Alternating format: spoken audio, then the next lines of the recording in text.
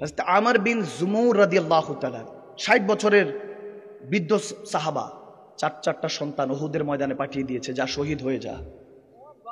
আওয়াজ দেন সুবহানাল্লাহ পড়বেন না? শহীদ হতে যাও। তিনি পা একটু সমস্যা ছিল, তিনিও যখন বের হবেন আমার নবী আটকে দিলেন, আমার রহ যা বেটা, বুড়া হো গয়া সজনা, রহ যা, থাক এখানে। বলে হুজুর আমাকে যেতে দিবেন না উহুদের ময়দানে? বলে না না, বয়স হয়েছে, পায়ে একটু সমস্যা। চোখের পানি ছেড়ে দিলেন। হুজুর জান্নাতে কি আল্লাহ এই ল্যাংড়াটাকে নিবে? আমার নবীও কাঁদতে শুরু করলেন। আল্লাহু আকবার। অবশ্যই নিবে, কেন নিবে না? হুজুর আমি যদি ল্যাংড়াটা যদি শহীদ হয়ে যায়, একবার শুধু বলেন আমার আল্লাহ আমাকে কি জান্নাতে দিবে? শহীদদেরকে ওই জায়গা দিবে? আমার তো মাজুর অবস্থা। আমার নবী মুচকি হাসি দিয়ে তখন বলতে লাগলেন চোখের পানি মুছে, আমার তোকে 33 বছরের তাগড়া যুবক বানিয়ে আল্লাহ দিদার দিবে জান্নাতে। নবী রাসূলদের পরে মাকাম শাহাদাত। তখন তিনি বলছেন হুজুর তাহলে 60-65 বছর হয়ে গিয়েছে, ঠিকমতো হাঁটতেও পারি না, তাহলে আমাকে কেন আটকাচ্ছেন হুজুর? আমি উহুদের ময়দানে যেতে চাই, শাহাদাত বরণ করে একটা তো পুল মাত্র বাকি, ওই মৃত্যু নামের পুলটা পাড়ি দিয়ে আল্লাহর কাছে যাব তাগড়া যুবক হয়ে। সুবহানাল্লাহ।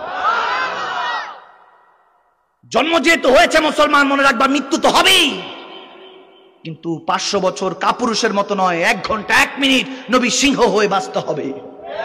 আওয়াজ কমেছে মানি না? আরো জোরে বলতে হবে, ঠিক কিনা বলে?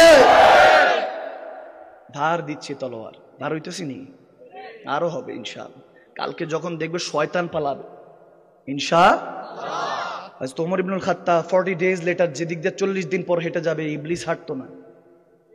কোন লিস? ইবলিস। নাম নিছি, কষ্ট পাইছো না? বেশি কিছু তো করে না হুজুর, ওই যে ফ্রি ফায়ার, একটু ওই বেনামাজি, একটু সুদ ঘুষ। 14 ফেব্রুয়ারির আগে ব্রেকআপ করে দিয়ে যাবো ইনশাআল্লাহ। কি কষ্ট পেয়েছেন মনে না? হুজুর মুরব্বী মানুষ এলাকার থেকে বার করে দিয়েন না, এরকম কিছু আছে নাকি? তার সাথে কোনো সম্পর্ক আছে নাকি মুসলমান? আওয়াজ দেন, সম্পর্ক আছে? ভাঙ্গা দিয়ে গেলে কি কষ্ট হবে? উচ্চ স্বরে ডান হাত তুলে বলুন আল্লাহু আকবার। এই আওয়াজ মানে আরো জোরে আল্লাহু আকবার। আর একটু মোহাব্বতের আওয়াজে ইয়া রাসূলুল্লাহ। গেই গেছে মাশাআল্লাহ। আবার ধরে নিয়ে আসবেন না তো কসবার থেকে? আগামীকালকে ধরে নিয়ে আসা যাবে, এলাকা থেকে বিচারিত হোক। খালি ফাসাদ লাগায় মুসলমানের, খালি আংটা লাগায়। আমাদের এই বাংলাদেশ 360টা আউলিয়ার দেশ, সব আল্লাহর ওয়ালিদেরকে মহব্বত করতো। হ্যাঁ, শয়তান তো সব জায়গায় আছে, খবিস তো সব জায়গায় আছে। মসজিদের মধ্যে মুমিন নামাজ পড়তে ঢুকছে, চোর কমিন, চোর জুতা চুরি করতেও ঢুকছে।